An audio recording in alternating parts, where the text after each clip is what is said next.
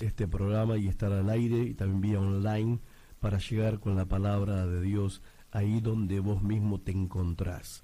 La semana pasada comencé con una serie de mensajes que tienen como título La pasión de Dios por la pureza. Recuerdo que la semana pasada hablé acerca de la gravedad del pecado y hoy quiero hablar con todos ustedes acerca de un tema que es bastante controversial en la iglesia y en la vida de los cristianos, que tiene que ver con la disciplina en la iglesia. El tema de hoy es la verdad sobre la disciplina en la iglesia. Y vamos a estar en Mateo capítulo 18, así que si tenés tu Biblia ahí a mano, yo te invito que la abras en Mateo 18 y si no, anda corriendo a buscarla, o si la tenés en tu teléfono, donde sea, y tenés la oportunidad de poder leer conmigo, va a ser mucho mejor, porque vamos a ir versículo por versículo para redescubrir. No vamos a descubrir la pólvora porque eso ya está descubierto. No vamos a decir nada nuevo, no pretendo acá venir a decir nada nuevo, ni ninguna nueva revelación con la que está escrita me alcanza y me sobra, sino que lo que se trata es de redescubrir lo que la palabra de Dios dice con respecto a la disciplina en la iglesia. ¿Cómo tratamos con el pecado en la iglesia? Porque este es el punto. Una de las cosas que Cristo nos enseña en su palabra es que el pecado tiene que ser tratado en la iglesia. Porque en definitiva, si la iglesia no trata con el asunto del pecado, ¿quién lo va a hacer? La sociedad de fomento lo va a hacer, el CDI del barrio, el municipio, el gobierno, el club del barrio. ¿Quién? ¿Quién va a tratar con esta cuestión del pecado? Y ninguna institución humana puede hacerlo. Dios comisionó a su iglesia para tratar con este asunto del pecado. Y una de las cosas, cuando digo tratar con el asunto del pecado, no me estoy refiriendo con el pecado que pasa fuera del entorno del pueblo de Dios, de la iglesia, porque a los de afuera, dice Pedro, los juzgará Dios. Estoy hablando de cómo tratamos nosotros el asunto del pecado en la iglesia, cómo tratamos el asunto del pecado cuando nuestros hermanos caen en pecado o nosotros caemos en pecado, cómo debe ser tratado el asunto. ¿Y por qué es importante este tema? Porque no puede ser que nosotros, que somos la única institución, o mejor dicho, un organismo instituido por Dios en la tierra para tratar con este asunto, con la verdad de la palabra de Dios en la mano y tratando de manera eficaz para que la voluntad de Dios sea hecha en la iglesia, que nosotros hayamos bajado las banderas con respecto a este tema.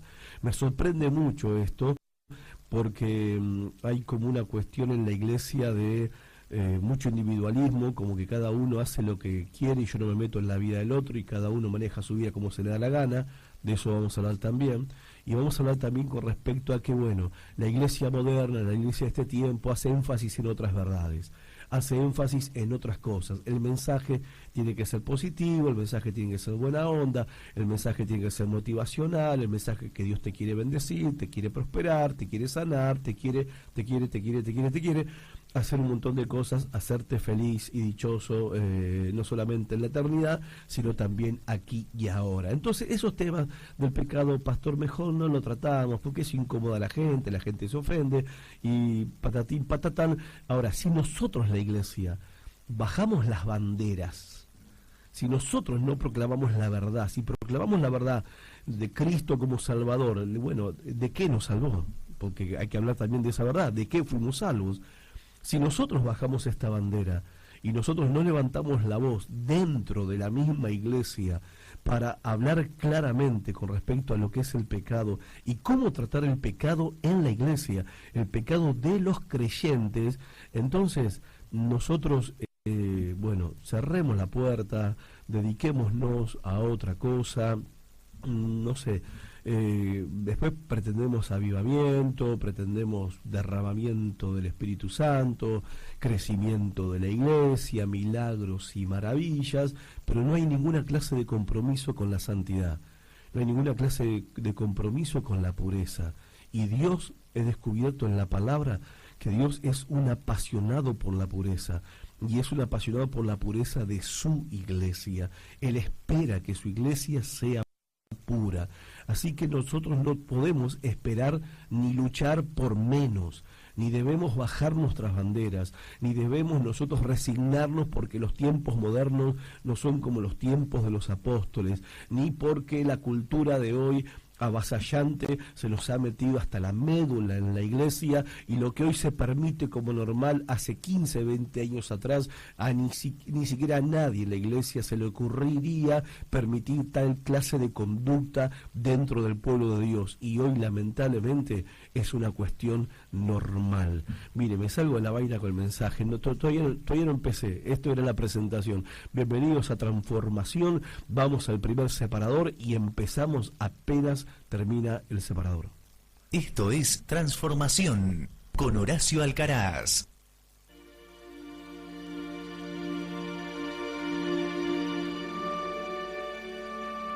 Llega el domingo. Empieza una nueva semana. Y necesito dirección, sabiduría y fortaleza para encarar los desafíos de la vida. No quiero una reunión entretenida, ni buena música, ni emociones pasajeras. Quiero una palabra de Dios para mi vida. Quiero oír lo que Dios tiene para decirme. Quiero la verdad que transforma. La Casa de la Bendición, Nogoyá 1860. Este domingo 19 horas. Ahí voy a estar.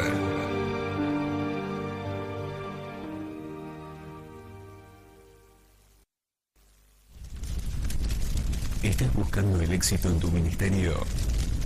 Extendiendo el Fuego. Es un curso especial donde vas a aprender principios de evangelización explosiva, cómo tratar con el pecado en la iglesia, cómo manejar la oposición y más. El martes 5 de agosto a las 20 horas en Nogoyá 1860. Vas a redescubrir la verdad.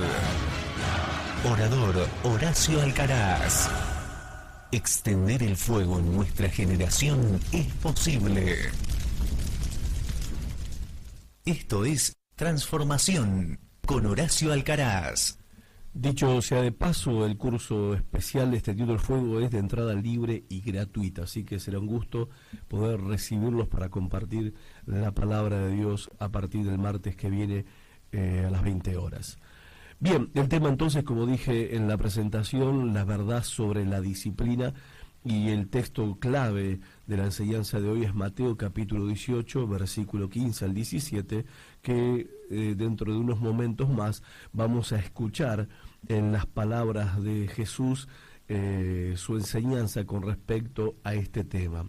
Pero el capítulo 18 es un capítulo muy particular, ya que termina hablando de este tema tan importante que es la disciplina del cristiano que peca. Y es la palabra de Dios.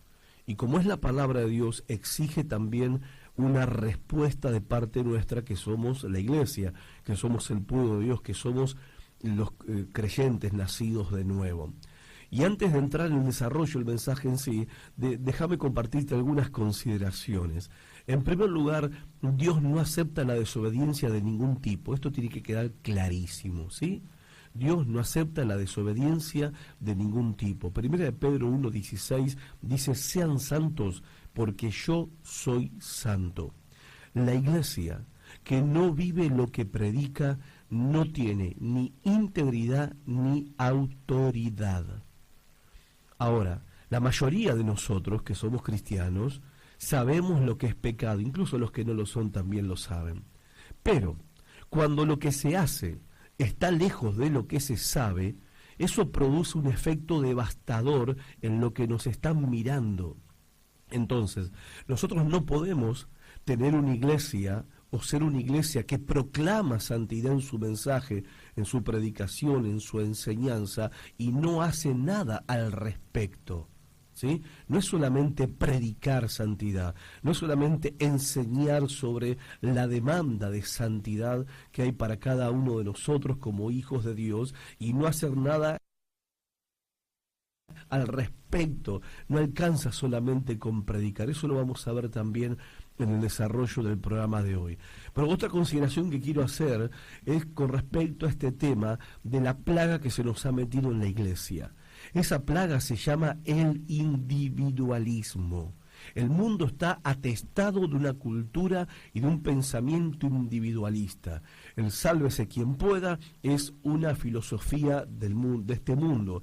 El que cada uno hace con su vida lo que se le da la gana y yo no me meto es una filosofía del mundo. El que cada uno hace con su vida lo que le parece y cada uno atiende su juego y yo no me meto en la vida de los demás, esa es una filosofía que es netamente mundana, lo cual implica que es netamente diabólica, porque todo lo que está en el mundo está bajo la influencia, el control, el gobierno de Satanás. Y la cultura del mundo, la filosofía del mundo, la forma de pensar del mundo es, como dice el apóstol Santiago, es carnal, animal y diabólica.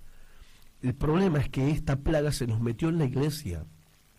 Entonces es común escuchar en la iglesia hoy en día esta expresión: bueno, hermano, cada uno sabe lo que hace, yo no me meto en la vida de los demás. Y hay muchos creyentes que viven con esta forma de pensar, y esta forma de pensar ha obrado a favor de la pérdida de la santidad de la iglesia, ha obrado a favor de la pérdida de la pureza en la iglesia, porque nosotros no podemos vivir de esa manera, no se nos está permitido vivir de esa manera. Nosotros no somos islas que nos congregamos en un templo para cantar coritos, levantar las manos y escuchar una predicación. Somos una comunidad, somos la familia de Dios, somos la comunidad cristiana, somos la casa de Dios, somos el cuerpo de Cristo, somos un organismo vivo, somos, no soy, no sos, somos. Por eso cuando oramos decimos Padre nuestro, no decimos Padre mío, ¿sí? Porque no es mi papá, es nuestro papá.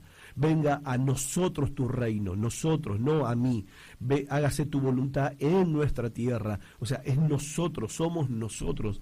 Nosotros tenemos que ser libres de esa plaga terrible que se nos ha metido en la iglesia, donde cada uno hace con lo que quiere con su vida y yo no me meto en la vida de los demás. Igual si alguien le dice algo a otro: oh, ¿quién sos vos para decirme yo hago con mi vida lo que a mí se me da la gana? Entonces te equivocaste. Andá al club, al Rotary Club, hacete miembro de la Cruz Roja, no sé, andate a otro lado, al club del barrio, no sé, a la agrupación, a la unidad básica, al comité que quieras, y hacé tu vida como quieras, pero en la iglesia no es así. En la iglesia no es así. Tenemos una responsabilidad, no solamente personal, sino tenemos una responsabilidad comunitaria, una responsabilidad para con el otro. Y esto lo tenemos que entender. El individualismo no tiene nada que ver con la doctrina cristiana. Es diabólico el individualismo. Otra consideración, que más bien es una pregunta, es: ahora, ¿cómo conseguimos que un pueblo sea santo, que el pueblo de Dios sea santo? ¿Cómo se consigue que la iglesia sea santa, pura, sin mancha y sin arruga, sin defecto? Yo sé que cuando por ahí me estás escuchando lo que digo, diciendo: pastor, ¿dónde vive usted? Una iglesia pura, santa, sin mancha y sin defecto. Y yo vivo acá donde vos vivís también. Yo sé que a nosotros parece que estamos tan atestados en nuestra cabeza de la cultura que nos rodea, que cuando hablamos de que la iglesia tiene que ser, y el creyente por ende, porque nosotros somos la iglesia, creyentes puros, santos, sin defectos, sin mancha ni arruga, parece que estoy diciendo una broma, parece que soy un ingenuo, un iluso, un utópico, que eso no, que nada, pastor, que usted está viviendo en un frasco, usted no sabe los tiempos que vivimos. Bueno, sí, conozco los tiempos que vivimos, vivo en el mismo lugar donde vivís vos, pero también conozco lo que dice la palabra de Dios. Y quiero decirte una cosa: los tiempos serán modernos, seremos muy fallo, muy cool. Hoy tenemos en la iglesia luces de colores, rayos ultravioleta, pantallas gigantes, playback, y tenemos un montón de tecnología y un montón de cosas, pero la palabra de Dios sigue siendo la misma.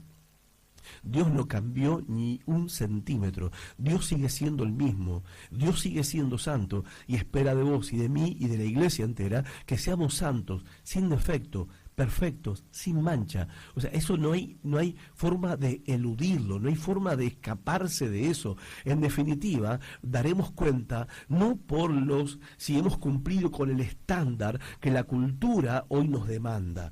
Hoy la cultura, la modernidad, le demanda a la iglesia que la iglesia sea acorde a la cultura. Iba a decir una palabra que no tengo que decir, ¿no? Quiero perder mi santidad, pero a ver, no, mentira, no, nosotros no tenemos que vivir a la altura de lo que la cultura o la sociedad espera de la iglesia tiene que vivir para satisfacer el estándar divino. La iglesia tiene que vivir a la altura de lo que Dios espera de la iglesia. ¿Qué opina el mundo? Nos importa un rabanito. ¿Qué dice la gente? ¿Qué importa lo que dice la gente? ¿Qué dice el gobierno? ¿Qué dicen los políticos? ¿Qué dicen los vecinos de la iglesia? ¿Qué nos importa lo que dicen ellos de la iglesia? Lo que nos debe importar a nosotros es lo que Dios espera y dice que la iglesia tiene que ser, y es ahí hacia donde nosotros no tenemos que dirigir, porque en definitiva vamos a ser juzgados bajo esa norma. Y, perdón, y no es una norma estrambótica, ni estoy pidiendo algo que es imposible de hacer, porque si vamos a la palabra de Dios y vamos a Cristo mismo, nuestro Salvador, a ver, ¿querés saber cuál es la norma que Cristo puso? ¿Vos pensás que lo que yo estoy diciendo es demasiado, es mucho pedir? Ahora, ¿querés que te diga lo que Cristo dijo? Y vas a darte cuenta que lo que te digo no es mucho pedir. Bueno, Cristo dijo en Mateo, en el Evangelio de Mateo, si mal no recuerdo, ahí por entre el capítulo 5 y el capítulo 7, si mal no recuerdo, dijo, sean perfectos como vuestro Padre que está en los cielos es perfecto. A ver, ¿cómo interpretas eso? En el griego perfecto significa perfecto. Dicen, sean perfectos. A ver, ¿menos que eso te vas a conformar con menos que eso? Pastor, pero nadie es perfecto. Pero eso es un refrán del mundo. A ver, pastor, de carne somos. Y esa es la cosa que tenemos metida en la cabeza los creyentes, lamentablemente. Pero bueno, ¿cómo conseguir que seamos santos? ¿Saben qué? ¿Cómo se consigue? Tiene que haber una especie de presión santa. Mira, si querés cambiar el programa, cambialo ahora. ¿Sí? Cambialo ahora. Porque te voy a hacer escuchar en palabras del doctor Lucas, en Hechos capítulo 5, cómo Dios ejercía una presión santa sobre su iglesia, para que la iglesia camine en santidad y en pureza, para que la iglesia camine como Dios quería que ellos caminaran. Vamos a escuchar al doctor Lucas, capítulo 5 del libro de los Hechos. Vamos. Capítulo 5. Pero cierto hombre llamado Ananías, con Zafira su mujer, vendió una heredad y sustrajo del precio, sabiéndolo también su mujer, y trayendo solo una parte, la puso a los pies de los apóstoles. Y dijo Pedro, Ananías, ¿por qué llenó Satanás tu corazón para que mintieses al Espíritu Santo y sustrajeses del precio de la heredad? Reteniéndola, ¿no se te quedaba a ti? ¿Y vendida no estaba en tu poder? ¿Por qué pusiste esto en tu corazón? No has mentido a los hombres sino a Dios. Al oír Ananías estas palabras, cayó y expiró. Y vino un gran temor sobre todos los que lo oyeron. Y levantándose los jóvenes, lo envolvieron y sacándolo lo sepultaron.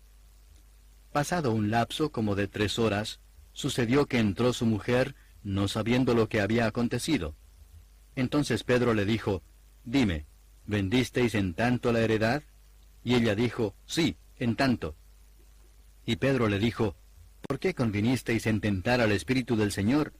He aquí a la puerta los pies de los que han sepultado a tu marido, y te sacarán a ti. Al instante ella cayó a los pies de él, y expiró. Y cuando entraron los jóvenes la hallaron muerta, y la sacaron y la sepultaron junto a su marido. Y vino gran temor sobre toda la iglesia, y sobre todos los que oyeron estas cosas. Ahora, Y por la mano de los apóstoles... escúchame, dice, y vino gran temor sobre toda la iglesia. Dios tratando con firmeza el pecado en la iglesia primitiva. 2 personas, un matrimonio, y hermanos nuestros, hipócritas también, que quisieron aparentar espiritualidad, que quisieron aparentar madurez espiritual, que quisieron engañar a Dios y engañar a la comunión de los creyentes. Y Dios mismo expresó su actitud hacia el pecado de ellos, matándolos en la misma reunión, Ananías y Zafira. Ahora, dice que la consecuencia de esto es que vino un gran temor sobre toda la iglesia. Ahora, ponete a pensar un poquito. Cuando pasó eso, ¿qué pasó con los hermanitos que andaban más o menos?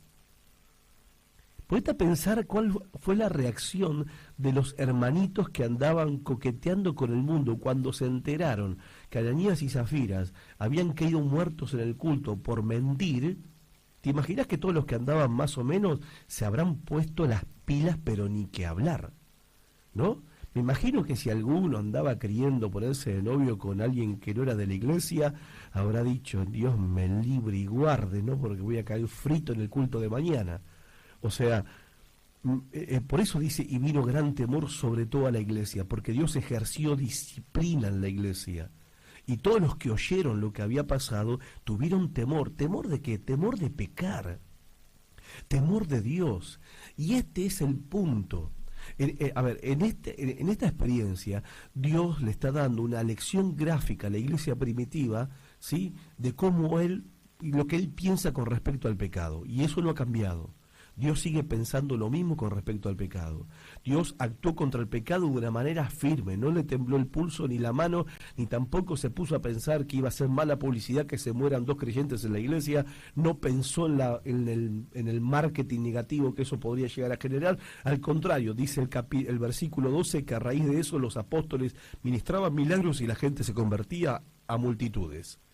Porque eso de que una iglesia que predica y vive la santidad es una iglesia que hace disparar a la gente es un mito, es una mentira, no es realidad. Eso lo vamos a tratar otro día en otro programa.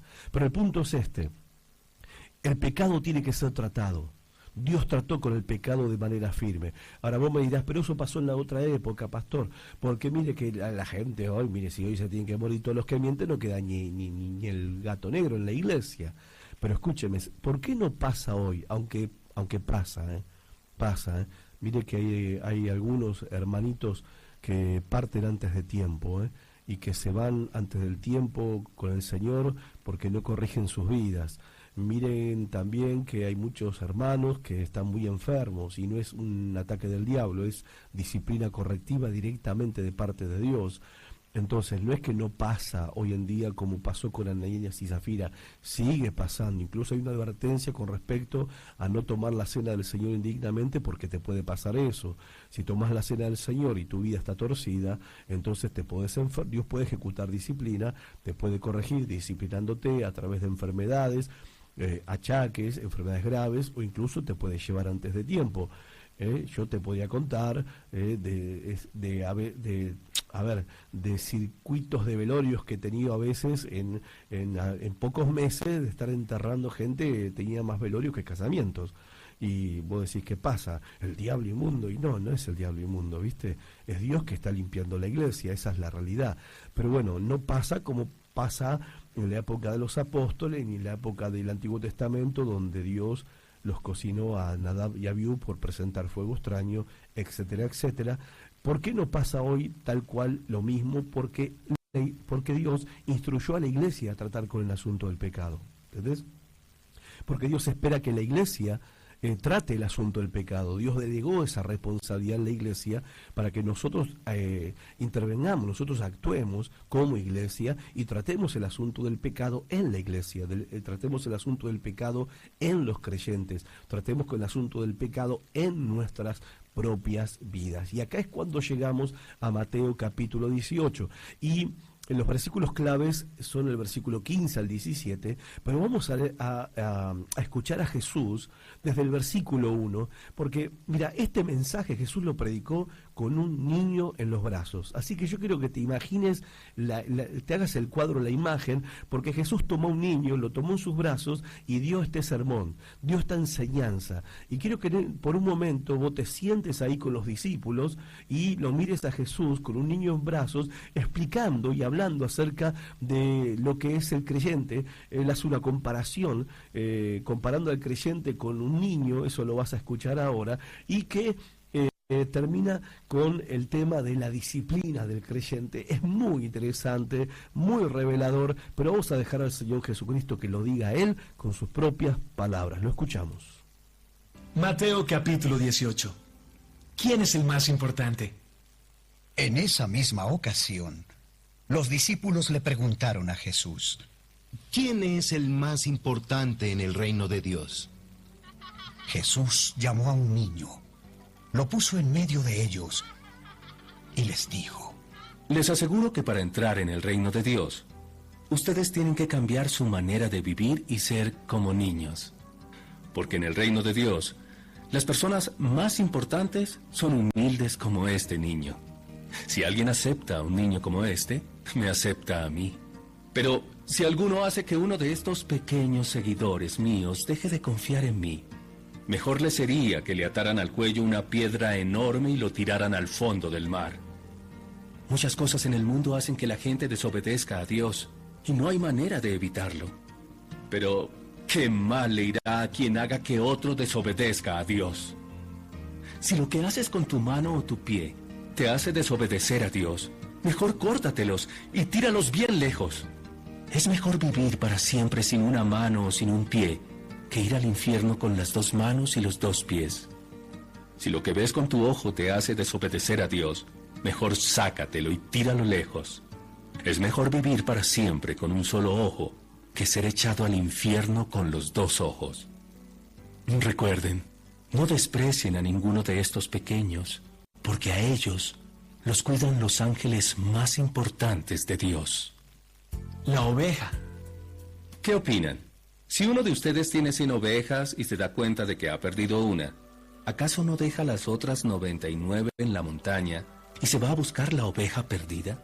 Y si la encuentra, de seguro se alegrará más por esa oveja que por las otras 99 que no se habían perdido. De la misma manera, el Padre de ustedes que está en el cielo no quiere que ninguno de estos pequeños se pierda y quede separado de él.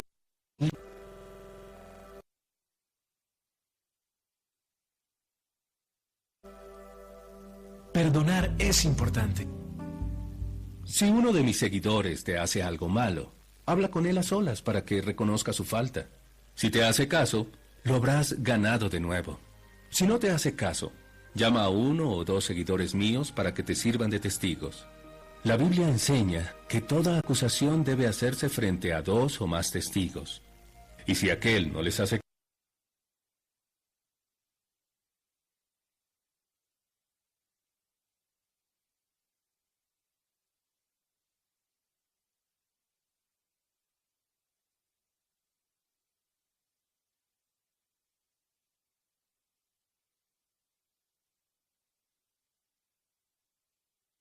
impuestos para el gobierno de Roma, les aseguro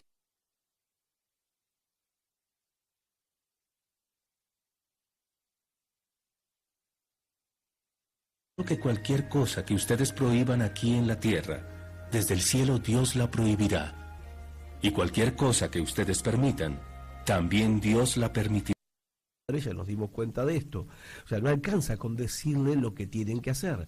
No alcanza con decirle cuáles son las reglas de la casa o de las buenas costumbres o de los buenos modales. No alcanza con que uno le ordene que haga algo, sino que muchas veces nosotros los padres tenemos que hacer que lo hagan. O sea, tenemos que hacer que cumplan con lo que se les ordena. Y eso es exactamente lo que tiene que ocurrir también en la familia de Dios. Proverbios capítulo 3, verso 11 al 12 dice: no menosprecies, hijo mío, el castigo del Señor, ni te canses de su corrección, porque Jehová al que ama castiga. Como un padre disciplina a su hijo para corregirlo, el Señor también disciplina a sus hijos para corregirlos. En otras palabras, vos y yo como creyentes, como niños, que somos creyentes como un niño, tenemos que ser enseñados a obedecer. Y ¿sabes? La forma en que aprendemos a obedecer es averiguar las consecuencias de la desobediencia. Yo le puedo decir a mis hijas: mira, esto no, o hace esto, le puedo decir las reglas y todo, pero ¿qué pasa? No es solamente porque escuchan los hijos van a hacer lo que se les dice, sino que como muchas veces no hacen lo que se les dice, tienen que enfrentarse con la consecuencia de esa desobediencia. Por eso hay muchos padres ingenuos que vienen y me dicen, pastor, pero mire que yo le hablo, pero mamita, papá, no alcanza con hablarles. Si vos le hablás y le decís lo que tienen que hacer, lo que deben hacer, pero cuando no lo hacen, no hay ninguna consecuencia de esa desobediencia, nunca van a aprender nada.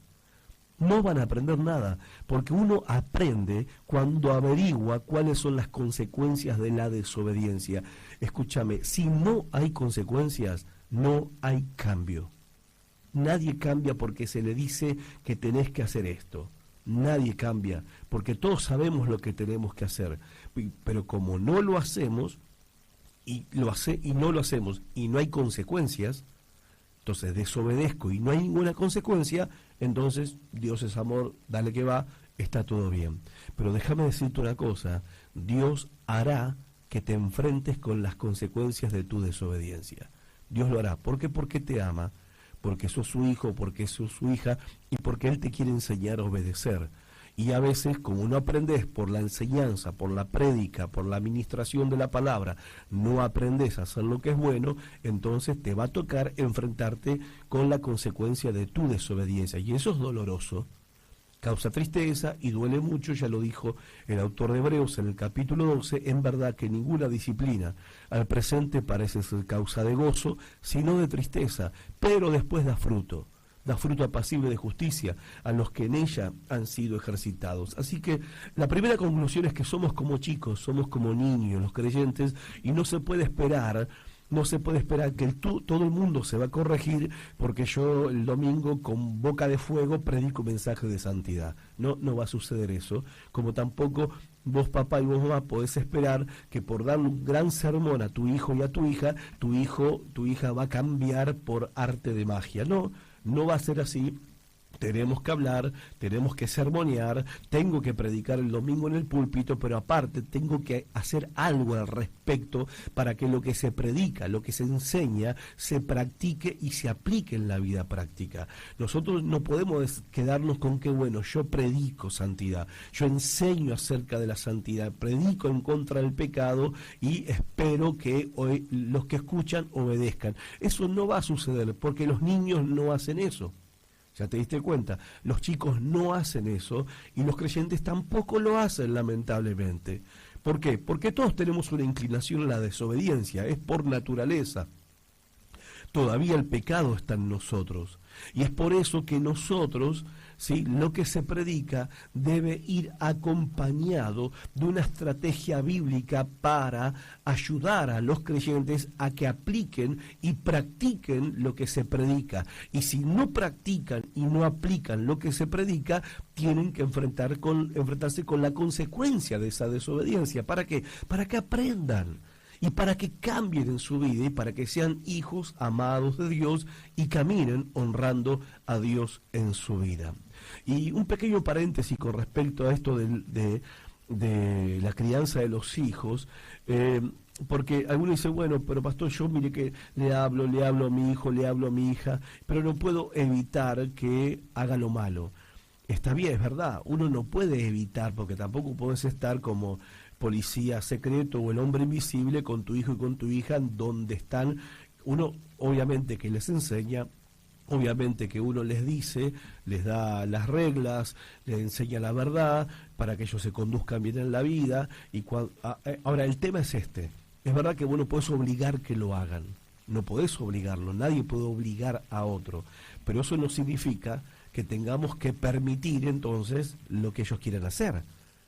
No te olvides una cosa, Elí era sacerdote y él tenía 2 hijos que eran terribles, ¿no? Eran terribles, ¿sí? Sodoma y Gomorra, más o menos, tenían otro nombre, pero ahora no me acuerdo los nombres de los hijos de Elí. Eran terribles, que eran sacerdotes también, por supuesto, eran hijos de sacerdotes, pero eran terribles pecadores, cochinos, malvados, fornicarios, eran terribles, ¿no? Tremendas joyitas para el desperdicio estos muchachos. Ahora, ¿cuál fue el problema que Dios le recriminó? ¿Cuál es el pecado que Dios le recriminó al sacerdote Elí? Le dijo, Elí, no estorbaste a tus hijos, ni siquiera los estorbaste, sabiendo que estaban haciendo macanas, no los estorbaste. Entonces, ¿cuál es la enseñanza para nosotros los padres? para vos, papá y mamá, que me estás escuchando, si bien vos no podés hacer que tu hijo sea santo, porque no lo podés cambiar, no podés hacer que tu hija sea una santa glorificada, porque no podés cambiar el corazón de tus hijos, eso solamente lo puede hacer Dios, pero tampoco vas a permitir que el nene se encierre con la novia en tu casa, ¿me entendés? Ni tampoco vas a permitir que ella entre fumando 5 cigarrillos en tu casa. O sea, está bien, si lo quiere hacer, que lo haga, no puedes evitarlo, pero tampoco vas a permitir hacerse la cosa fácil. Vos tenés que estorbarlos, ¿sí? Tenés que estorbarlos, porque Dios te va a demandar eso. Si quiere pecar, si quiere hacer su vida, la vida loca con Ricky Martin, que lo haga, pero que lo haga no en casa, porque la casa es del Señor, la familia, el hogar es del Señor, y hay que cuidar la santidad en el hogar.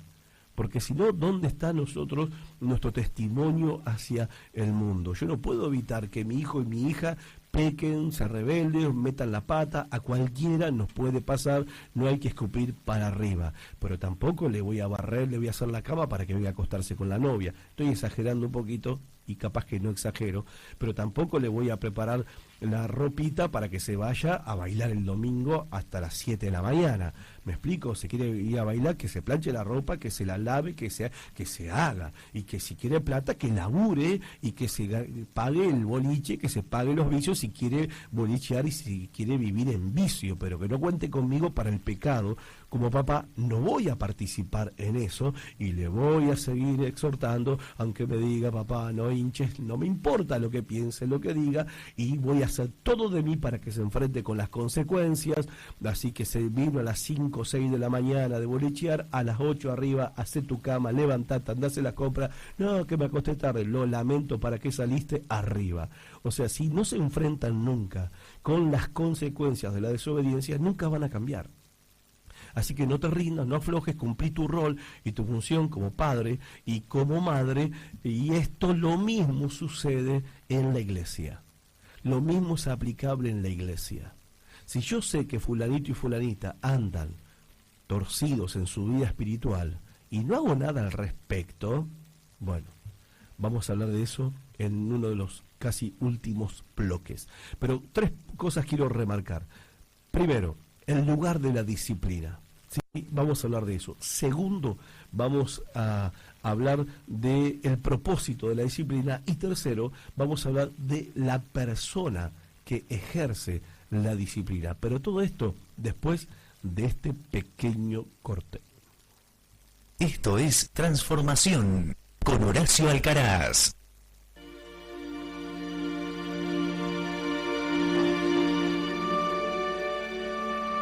Llega el domingo. Empieza una nueva semana. Y necesito dirección, sabiduría y fortaleza para encarar los desafíos de la vida. No quiero una reunión entretenida, ni buena música, ni emociones pasajeras. Quiero una palabra de Dios para mi vida. Quiero oír lo que Dios tiene para decirme. Quiero la verdad que transforma. La Casa de la Bendición, Nogoyán 1860. Este domingo 19 horas. Ahí voy a estar.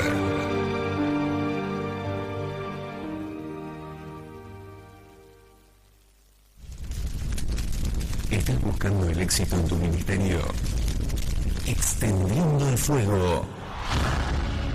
Es un curso especial donde vas a aprender principios de evangelización explosiva, cómo tratar con el pecado en la iglesia, cómo manejar la oposición y más. El martes 5 de agosto a las 20 horas en Nogoyán 1860. Vas a redescubrir la verdad. Orador Horacio Alcaraz. Extender el fuego en nuestra generación es posible.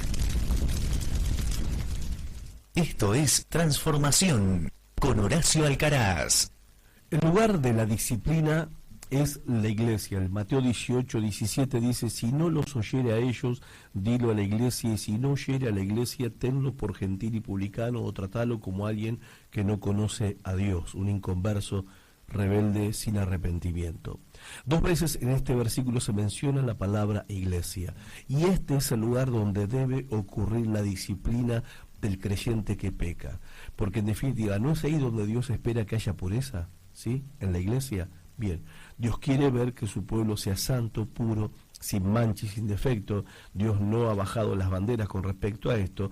Entonces, toda la disciplina de la iglesia se produce dentro de la comunidad del pueblo creyente. Puede ser que sea una iglesia grande, una iglesia pequeña.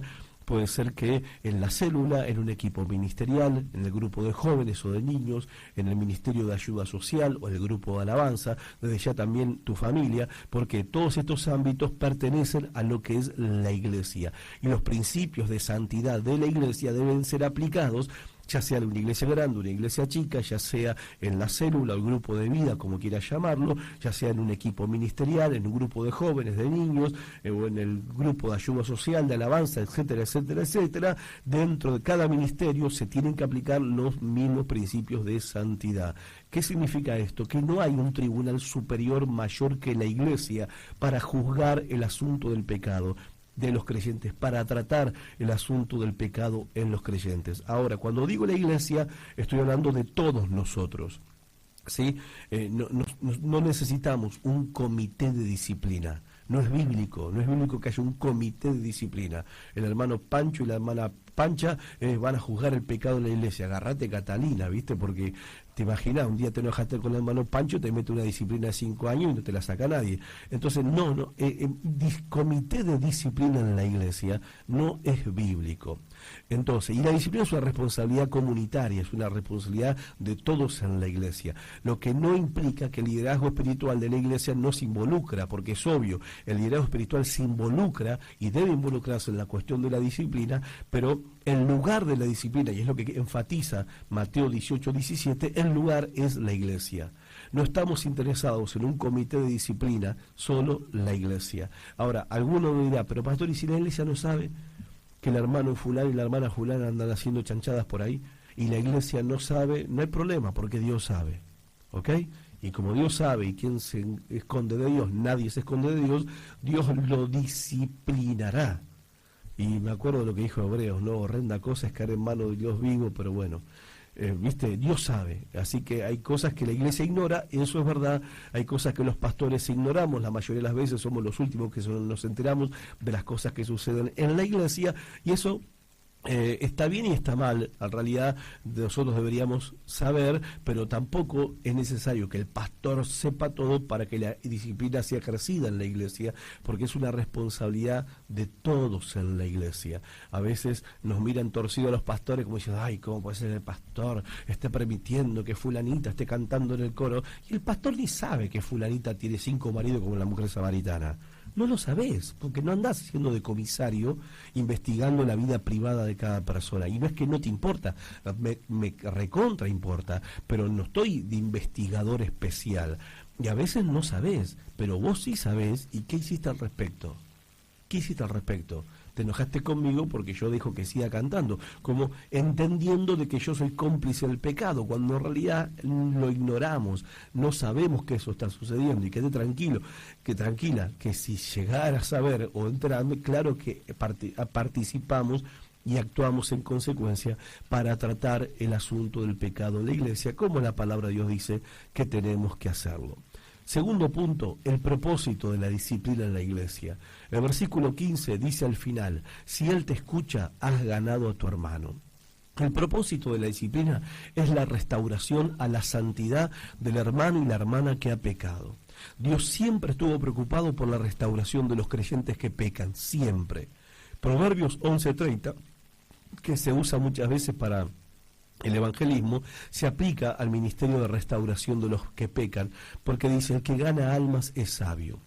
Esto concuerda con lo que dice Gálatas 6:1, si algún hermano fuere sorprendido en alguna falta, ustedes que son espirituales, restáurenlo. Y Santiago 5:19 al 20, tremendo versículo, Dice, hermanos, si alguno de entre ustedes se ha extraviado de la verdad y alguno le hace volver, sepa que el que haga volver al pecador del error de su camino, salvará de muerte un alma y cubrirá multitud de pecados. Entonces, el objetivo de la disciplina no es para echar al hermano de la iglesia, no es para avergonzarlo, no es para sentirnos mejores ante el pecado de otros, no es para juzgar a ser Dios, no es para ejercer autoridad más allá de la palabra de Dios, es para traer a los hermanos de vuelta a la santidad. De vuelta a la santidad, no solamente de vuelta a la comunión con la iglesia, porque puede que no se haya ido nunca de la iglesia, pero está en pecado dentro de la iglesia, tiene que volver a la santidad. Quiero referirme a la palabra ganar de Proverbios 11:30, cuando esta palabra ganar el proverbista la toma del mundo de los negocios, porque la palabra ganar significa acumular riquezas, ganancia, adquirir bienes. El que gana almas es sabio. Ahora, ¿cuál es la relación con ganar almas? Que cuando ves a tu hermano en pecado, estás viendo cómo se pierde un tesoro. Es la pérdida de algo valioso, y este es el corazón de Dios. Cada alma es un tesoro para Él, y así debe ser también para cada uno de nosotros. Nosotros no podemos darnos el lujo de perder a nadie en la iglesia. Ningún hijo, ninguna hija de Dios es sin valor. Y cuando ese hermano, esa hermana en pecado es restaurado a la santidad, estamos recuperando esa riqueza que perdimos. Es como la pérdida trágica de un hijo que otro hijo no lo puede compensar, porque cada niño es irrepetible. Y ¿sabes una cosa? ¿Sabes qué pasa con esos hermanos que están a la deriva en su vida espiritual? Adivina quién los tiene. Segunda Timoteo 2:26 dice, quizás Dios les conceda que se arrepientan, por eso tenemos que ir, que les conceda que se arrepientan para conocer la verdad y escapen del lazo del diablo en que están cautivos a voluntad de él. Y nosotros no queremos que nuestro hermano quede ahí, en el lazo del diablo a voluntad de Satanás. Ahora, algunos dicen, ¿quién soy yo para decirle algo? ¿Qué se jorobe por haber metido la pata? ¿Sabes? Yo aprendí una cosa. Eso es como saborear que tu hermano cayó. Yo te pregunto, ¿te hace sentir mejor cuando te enterás de que alguien cayó en pecado? Si eso te hace sentir mejor, ya sé que nadie lo dice, obviamente, pero si adentro tenés ese sentimiento como diciendo, ¿no? Déjame decirte que eso es una enfermedad y se llama orgullo. Si vos te sentís más espiritual que tu hermano pecador y te crees mejor que él, vos estás igual que tu hermano. Esa es la realidad. Si te causa alegría que otro cayó, que alguien cayó en pecado porque de repente vos te sentís más espiritual, viste que este cayó y yo no caí, eso se llama orgullo. Y estás lejos del corazón de Dios y estás tan en pecado como ese hermano que cayó. En tercer lugar, y quiero enfatizar este punto, es la persona que disciplina, y quiero que me prestes atención, bueno, es un ruego en realidad, no es una exigencia. Versículo 15 dice, por tanto, si tu hermano peca contra ti, ve y reprende estando tú y él solos. Qué cosa tan extraña, lamentable. Si tu hermano peca, y algunos le han agregado esto al versículo, anda y contáselo a todo el mundo. ¿Te enteraste, che? Llegás el domingo a la iglesia y te desayunás con las últimas noticias de la semana. Y está el hermano periodista en la iglesia. ¿Te enteraste? ¿Supiste? ¿Viste? ¿Conoces a fulano? ¿Viste lo que...? Ahora, ¿cómo puede ser? ¿Cómo puede ser? Si tu hermano peca contra ti, ve y repréndele estando tú y él solo. No dice andá y no, pastor, es para que oren. Mentiras. Mentiras. No es para que oren nada. Es chisme. Y es chisme del peor, porque es sentirte bien porque tu hermano cayó, porque tu hermano pecó, y está atado en el lazo del diablo, y vos estás haciendo de periodista de Satanás, contándole al resto ¿Te enteraste de fulano? ¿Te enteraste de mengano? ¿Viste lo que pasó con el tesorero? ¿Viste lo que pasó con aquel pastor? ¿Te enteraste de lo que pasó con la fulana que no sé, cualquier cosa, que tocaba la pandereta? No sé. ¿Te enteraste? Puede ser que lo primero que hagamos cuando nos enteramos que un hermano peca es salir con el chisme corriendo. Puede ser que hagamos eso. Es terriblemente malo, es malo. De verdad que es malo, es feo. Si tu hermano peca contra ti, dijo el Señor, ve y repréndele. Sí, pastor, yo fui y le di con un caño. No, no dice eso. No dice que tenés que ir, dale con un caño. Ni le di con un palo, ni fui re duro. Dice repréndele, lo que habla de un padre que reprende a un hijo con amor. A ver, yo me enojo con mis hijas y las reprendo, pero siempre no puedo sacarme el amor, o sea, es basado en el amor. Y así debería ser entre nosotros, y estando tú y él solos. Notá que Jesús no dijo, si tu hermano peca, anda a contarle al pastor. Si tu hermano peca, denuncialo en el comité de disciplina. Si tu hermano peca, anda y contáselo a la hermana diaconisa, que seguramente se lo va a contar al hermano diaconiso, y seguramente van a orar por él en el culto de intercesión. No, no dice eso. ¿Quién es la persona, el protagonista principal de esta obra llamada restauración del hermano que peca? Vos. Vos sos el protagonista principal de esta película.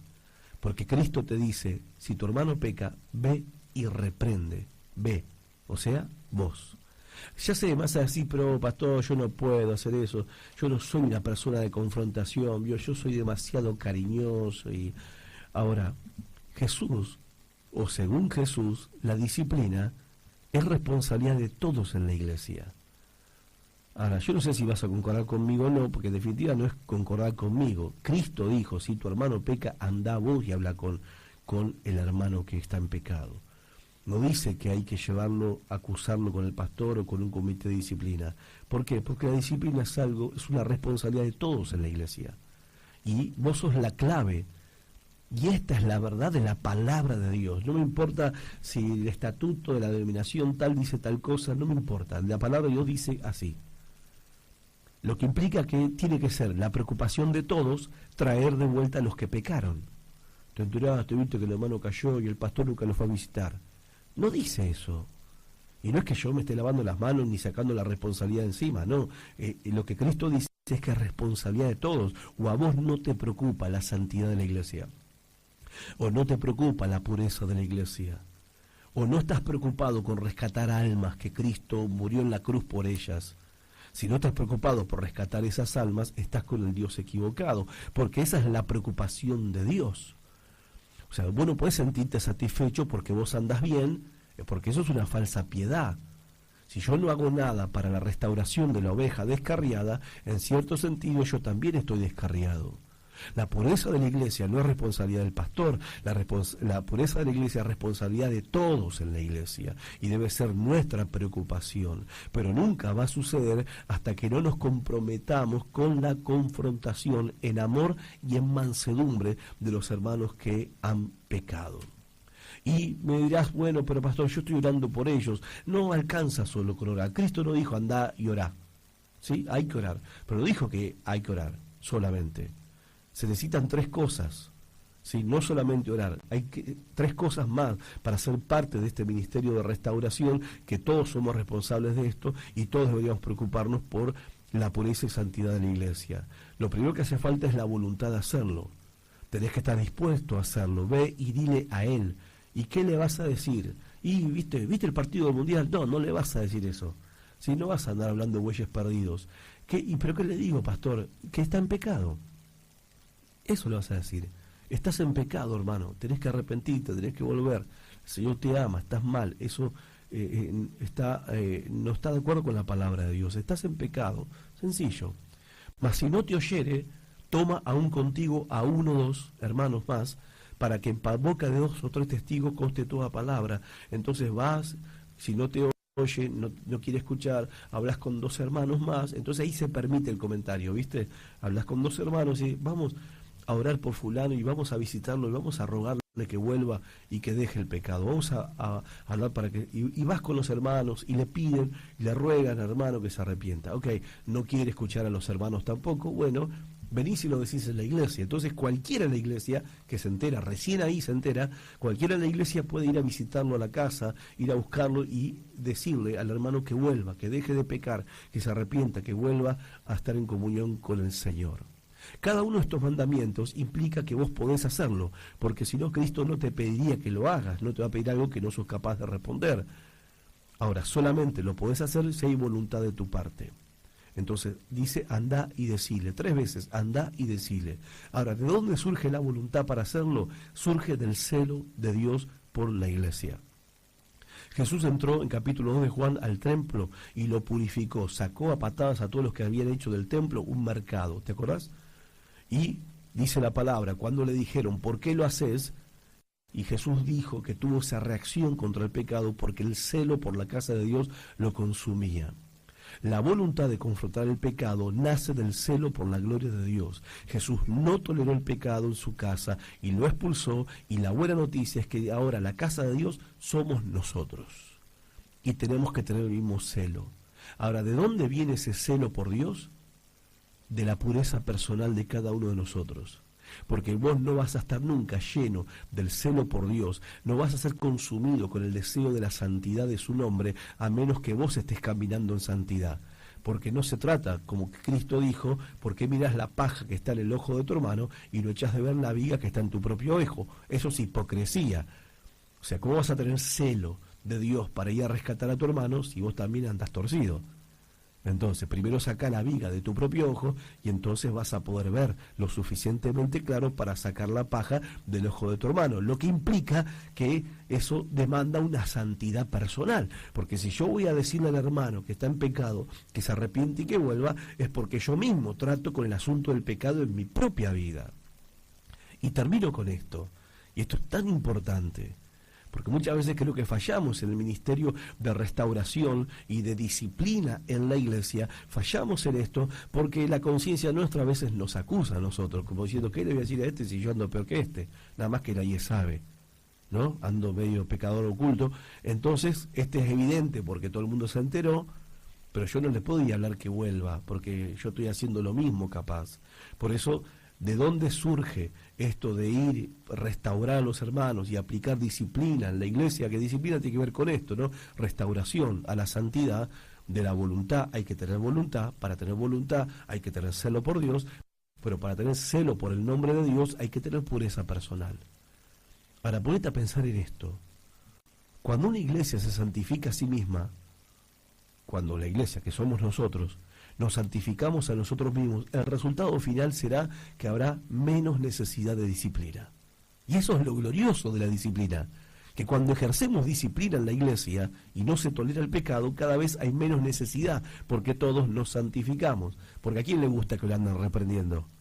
¿A quién le gusta que cada vez que te cruza un hermano en la iglesia te dice, che, volvé arrepentita? A nadie le gusta. Entonces vas a evitar esa situación de pecado, y aparte tus hermanos te están cuidando. No lo hacen por buchones, alcahuetes, ni chupamedia al pastor, lo hacen porque te aman y porque te cuidan. Ahora, porque para disciplinar al hermano uno tiene que estar santificado, ¿sí? Ok. Imagínate la sanidad que eso trae a la iglesia. Imagínate por un instante que vos y yo y todos nos santifiquemos a nosotros mismos. ¿Vos te imaginás lo que puede llegar a convertirse en la iglesia en Concordia? ¿Te imaginas lo que podemos llegar a transformarnos? La sanidad que eso puede llegar a traer si cada uno de nosotros sacamos nuestra propia paja de nuestro propio ojo primero. ¿Te imaginas si cada uno de nosotros nos purificamos a nosotros mismos y tratamos primero con nuestro propio pecado? ¿Te imaginas no solo la sanidad que eso va a traer a la iglesia, sino que el poder que va a haber en la iglesia? Si cada uno se purifica a sí mismo, la iglesia va a ser explosiva como la iglesia primitiva, y va a ser una iglesia que va a impactar la ciudad y que va a afectar el sistema. Por eso la santificación y la disciplina pone en orden y en funcionamiento todo lo demás en la iglesia. Hay que predicar, por supuesto. Hay que orar, claro que sí.